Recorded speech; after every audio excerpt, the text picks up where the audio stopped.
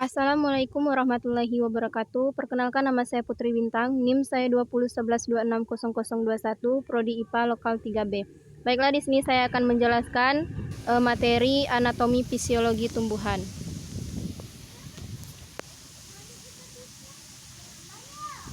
Baiklah, yang pertama itu macam-macam jaringan tumbuhan. Yang pertama ada jaringan merismatik, yang kedua ada jaringan epidermis.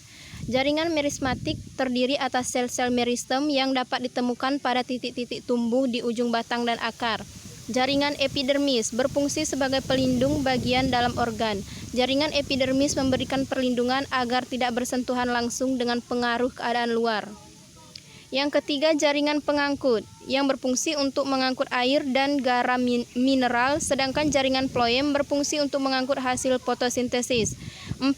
Jaringan dasar atau parenkim merupakan jaringan yang menyusun sebagian besar tubuh tumbuhan. Yang kelima, jaringan kolenkim. Jaringan kolenkim merupakan jaringan yang berfungsi sebagai penguat atau penyokong pada organ tumbuhan yang masih aktif mengadakan pertumbuhan dan perkembangan. Selanjutnya, letak, hubungan, struktur, dan fungsi jaringan dalam tumbuhan.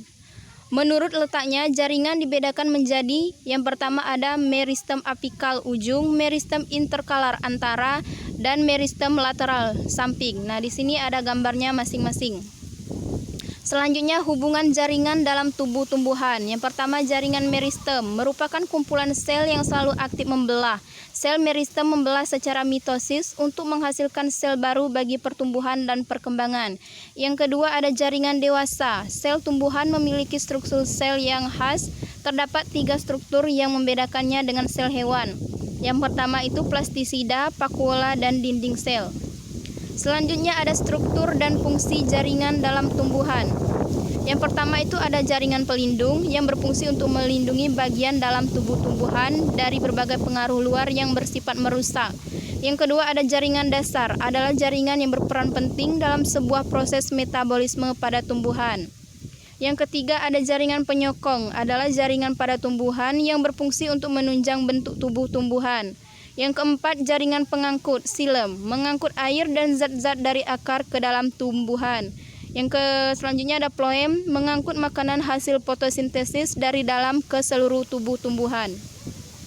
Selanjutnya ada hubungan struktur dan fungsi organ penyusun tubuh tumbuhan. Yang pertama itu ada akar yang berfungsi menyerap air dan unsur hara yang ada di dalam tanah. Yang kedua ada batang, berfungsi sebagai jalur transportasi air dan juga zat makanan yang dihasilkan dari adanya proses fotosintesis. Selanjutnya ada daun yang berfungsi sebagai organ pernapasan, tempat melakukan fotosintesis dan tempat terjadinya penguapan air.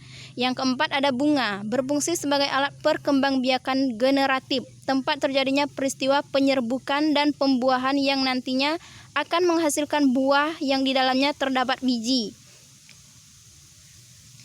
Baiklah, itulah sekian materi dari saya. Jika ada kesalahan atau kekurangan saya mohon maaf. Kepada Tuhan saya mohon ampun. Saya akhiri. Wabillahi taufiq wal hidayah. Wassalamualaikum warahmatullahi wabarakatuh. Semoga bermanfaat.